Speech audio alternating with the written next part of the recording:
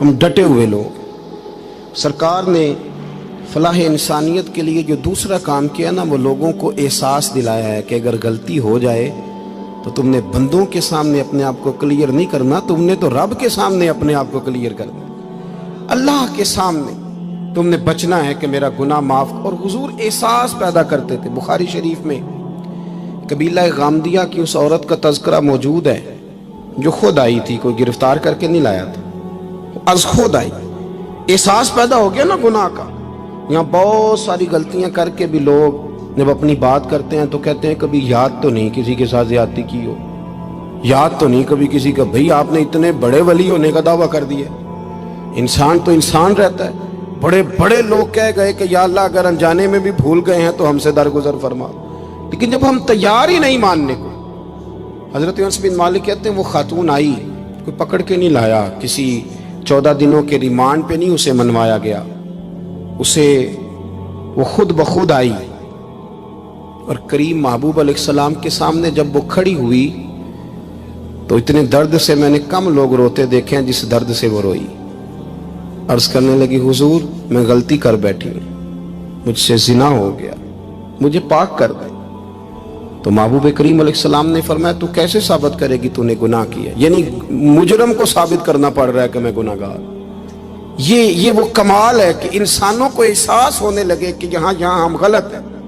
جب اعتراف جرم ہوتا ہے، جب بیماری کی تشخیص ہوتی ہے تو پھر اس کا علاج بھی ہو جاتا ہے.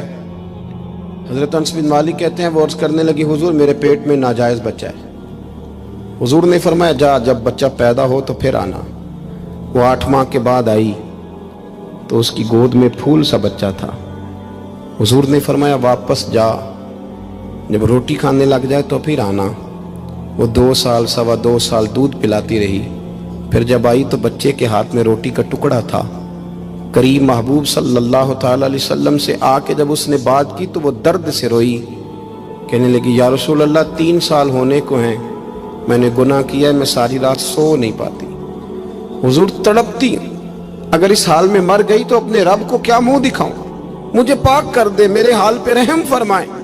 محبوب کریم صلی اللہ علیہ وسلم نے بچہ ایک صحابی کو دیا، فرمایا بچوں کی طرح پالنا، اور کہا اسے لے جاؤ، پتھر مار مار کے اسے سنسار کر دو.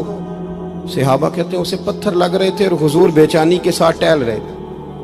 آ کے خبر دی حضور وہ تو وصال کر گئی، انتقال ہو گیا. فرمایا یہاں تک تو بات اس کی تھی.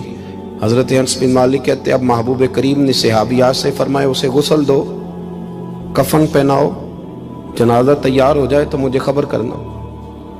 حضرت انس بن مالک کہتے ہیں غسل ہوا، کفن ہوا، جنازہ تیار ہوا تو حیران ہم تب ہوئے جب میرے محبوب نے فرمایا صفیں بناؤ میں خود جنازہ پڑھاؤں گا، میں خود جنازہ پڑھاؤں گا. اور سرکار نے جنازہ پڑھایا تو ایک شخص کی زبان سے نکلا حضور اس ملعون کا معاذ اللہ جنازہ جس نے ناجائز بچہ جنا، اس کے لیے آپ دعا کر رہے ہیں، جنازہ پڑھا. حضور فرمانے لگے خاموش ہو جاؤ، تم نے گناہ دیکھا ہے، اس کا احساس نہیں دیکھا. تم نے غلطی دیکھی ہے لیکن اس کی توبہ کا انداز نہیں دیکھا. اور صاحب کنز العمال نے یہ لفظ نقل کیے ہیں کہ کریم محبوب فرمانے لگے اس نے تو ایسی شاندار توبہ کی ہے کہ اگر میں اپنی ساری امت میں بانٹ دوں تو اللہ سب کی مغفرت فرما دے گا. احساس جب پیدا ہو جاتا ہے نا اپنے دل کے اندر کہ یہاں میں غلط ہوں. ان العبد اذا اعترف ثم تاب تاب اللہ علیہ او کما قال نبی صلی اللہ علیہ وسلم، رواہ مشکات.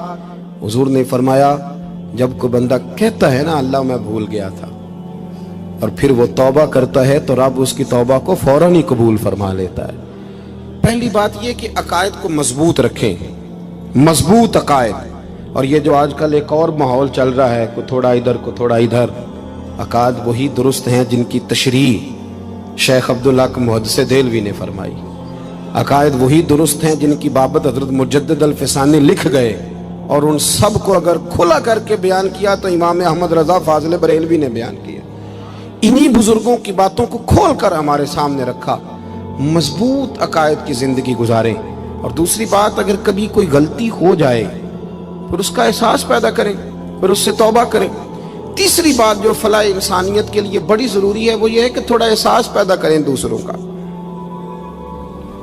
میری زندگی میری ذات سے شروع ہوتی ہے، میری ذات سے، میرے سے ہنس کے بولو، میری بات مانو، میرے پیچھے چلو، میرے آرام میں خلل نہ آئے، میری طبیعت کے مطابق. بھئی آپ کی طبیعت کے مطابق چلیں تو پھر تو آپ بہت بڑے خود غرض ہوئے کہ آپ نے صرف اپنے لیے سوچا. محبوب کریم کا کمال یہ تھا کہ حضور نہ دوسروں کا بڑا احساس فرماتے تھے. آپ بخاری مسلم کی وہ حدیث پڑھیں تو حیران ہو جائیں کہ سرکار فرماتے ہیں میں جب نماز کی نیت باندھتا ہوں تو میرا دل کرتا ہے میں لمبی نماز پڑھاؤں. جب میرا کسی کام کرنے کو دل کرے تو پھر میں ساری دنیا کو چلنی پڑے تو میں کر جاتا ہوں. لیکن حضور فرمانے لگے کہ میرا دل کرتا ہے میں لمبی نماز پڑھاؤں، لیکن پھر میرا خیال آتا ہے کہ پیچھے بوڑھے بھی ہیں، بیمار بھی ہیں، بچے بھی ہیں. یا رسول اللہ نماز اللہ کی اور خیال بندوں کا. فرمایا میں بوڑھوں، بیماروں اور بچوں کا خیال کرتے ہوئے اللہ کی نماز کو مختصر کر دیتا ہوں. احساس جب طبیعت ہمارے ہاں نا تیزی کے ساتھ احساس ختم ہوا ہے، تیزی کے ساتھ ہم نے اتنی نفی شروع کی. ہمارے تو اہل تصوف میں الا ماشاءاللہ اب تربیت کا طریقہ یہ ہے کہ صرف میں ہوں، میرے سوا کوئی بھی نہیں. حالانکہ طریقت تو اس کا نام تھا کہ میں نہیں، باقی